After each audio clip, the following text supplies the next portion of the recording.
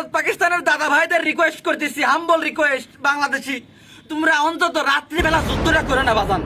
রাত্রিবেলা যুদ্ধটা বিরতি রাখো, দিনের বেলা তোমরা যা ইচ্ছা করে সমস্যা নেই, কিন্তু রাত্রিবেলা যুদ্ধটা বিরতি রাখতে হবে। কারণ কি, রাত্রিবেলা ঘুমাসার টাইম, এতদিন তো তোমরা ঘুমাইসে আইসে এই যুদ্ধ করে যাও, যুদ্ধের সময় মনে করো এই যুদ্ধ করতে যাও, ঘুমের ঘরে যদি ভুল করে একটা মিসাইল এরকম কষে চলে যায়, সরাসরি বাংলাদেশ এসে পড়বি, তাহলে পরে কি অবস্থা হবে আমার কত, আমার তখন টেনশনে ফেলা দিলে আমি কেবল একটু ঘুমাই ফিরে যাবো। ওরা হলে মাথার মধ্যে চান দিয়ে উঠে কেড়ে, ওরা রাত্রিবেলা যুদ্ধ করে, যে ভারতের দাদা ওদের বিশেষ করে বলছি, তোমরা রাত্রেবেলা তো চুরি মানে চোর যেভাবে রাত্রে চুরি করতে আসে সেরকম করে রাত্রে হামলা করো।